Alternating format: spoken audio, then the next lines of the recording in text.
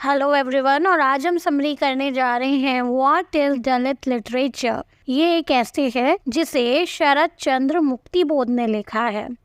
शरद चंद्र मुक्तिबोध ये Marathi literary critic और poet है और उनके वर्क ने मराठी लिटरेचर में मॉडर्न ट्रेंड्स को लाने में काफ़ी मदद की है। ये ऐसे पॉइजन्ड ब्रेड नाम की बुक में पब्लिश हुआ है, जिस बुक के एडिटर अर्जुन दांगली थे। ये जो बुक है 1992 में पब्लिश हुई थी और ये दलित लिटरेचर में एक लैंडमार्क की तरह देखी जाती है, बहुत इम्पॉर्टेंट मानी जाती है।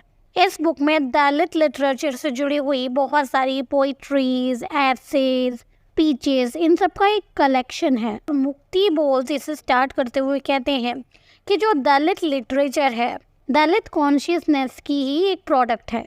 उनका कहने का मतलब ये है कि जो जागरूकता फैली है, जो कॉन्शियसनेस आई है लोगों के अंदर दलित लोगों को लेकर, जो चेतना पैदा हुई है, ये उसका ही नतीजा है। ऑल्सो जो दलित लिटरेचर है वो जो नॉर्मल हमारी सोशल कॉन्शियसनेस है, हमारी सोसाइटी की जो कॉन्शियसनेस है, उसमें भी चेंज लाने का एक तरीका है। इसका जो एम है वो यही है कि हम समाज का जो बेसिक स्ट्रक्चर बना हुआ है वर्ण सिस्टम का, उसमें चेंज लाया जाए एक रेबलिज्म कर कर। और इसमें एक ह्यूमन फ्रीडम की भावना होती है कि हर इंसान है वो आज़ादी से अच्छे से रह सके।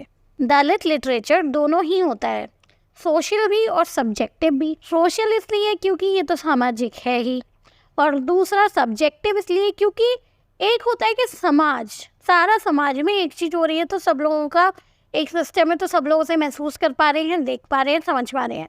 पर सब्जेक्टिव इसलिए क्योंकि हर इंसान का, हर प्रत्येक इंसान का अपना खुद का भी एक एक्सपीरियंस होता है।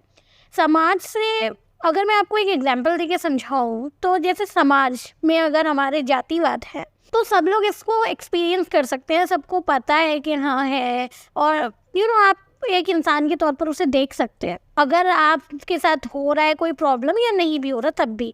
पर सब्जेक्टिव इसलिए कि किसी का ख़राब भी हो सकता है, किसी का बहुत ख़राब भी हो सकता है। इसीलिए दलित लिटरेचर दोनों होता है, सोशल भी और सब्जेक्टिव भी।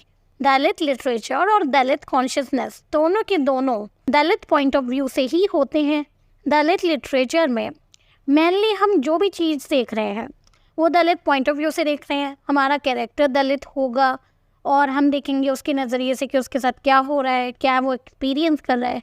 पर सबसे इम्पॉर्टेंट बात जो दलित लिटरेचर में है वो ये है कि हम सब एक्चुअली क्या हो रहा है समाज में वो देखने के लिए मिलता है। ज़रूरी नहीं है कि मेन कैरेक्टर दलित ही हो, पर ओवरऑल जो मैसेज मिलेगा कहानी में वो हमें दलित पॉइंट ऑफ व्यू का ही मिलेगा। मुक्तिबोध के अनुसार अगर किसी भी राइटर को एक आर्टिस्टिक वर्क प्रेजेंट करना है तो उसका जो पॉइंट ऑफ व्यू है वो भी उस आर्टिस्ट की व्यू का ही होना चाहिए। यानी कि अगर राइटर लिख रहा है और वो जिस कैरेक्टर को लिख रहा है उसके बारे में उसे खुद थोड़ी सी इंसाइट होनी चाहिए।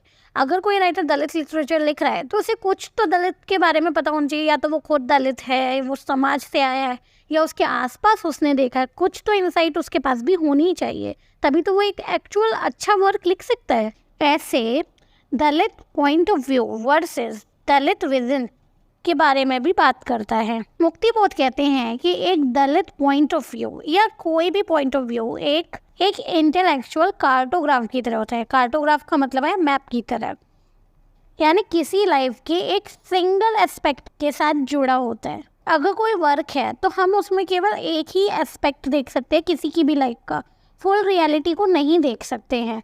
अगर कोई राइटर है तो उसका जो विजन है वो तभी उस वर्क को एक अच्छा वर्क बना सकता है या अमर वर्क बना सकता है जब उसने अपनी लाइफ में कहीं ना कहीं जो वो लिख रहा है, जैसे दलित लिटरेचर लिख रहा है, तो वो सब महसूस किया हो। क्योंकि लाइफ जो होती है ना वो सारे के सारे लेवल्स पर अनफोल्ड होती है। अच्छा, पेन, प्लेजर, उसमें सब कुछ होता है।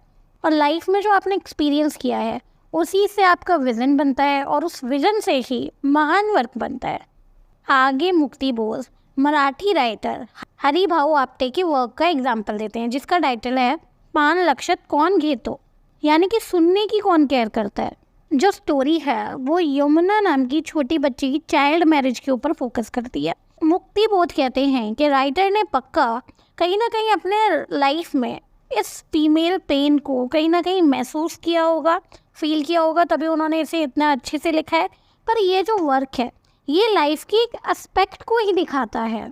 मुक्ति बोध का मानना है कि कभी भी एक आर्टिस्ट की जो लिखने की क्वालिटी है वो लिमिट नहीं हो सकती है, भले ही वो एक ही टॉपिक को लिखता हो। मुक्ति बोध बोलते हैं कि जो राइटर की क्वालिटी है लिखने की उसे कभी लिमिट नहीं किया जा सकता। और वो कहते हैं कि अगर कोई राइटर एक ही पीओवी को भी लिख रहे हैं तो थोड़ा बहुत लिटरेचर में प्रॉब्लम हो सकती है, पर उसे भी सही किया जा सकता है। अंत में कंक्लूजन करते हुए मुक्ति बोध कहते हैं, और मुक्ति बोध क्या कहते हैं कि एक ओरिजिनल दलित लिटरेचर का वर्क तभी आता है जब वो ओरिजिनल एक्सपीरियंस से लिखा गया हो।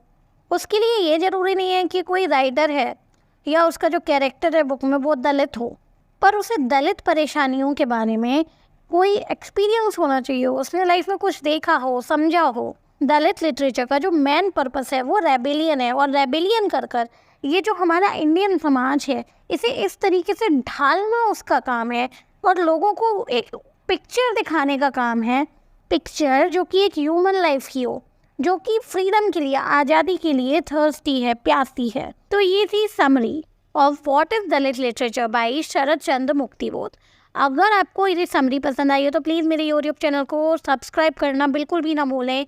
वीडियो पसंद आने पर वीडियो को लाइक देना और अपने फेवरेट लोगों को मेरे यूट्यूब का लिंक देना बिल्कुल भी ना भूलें। Thank you so much.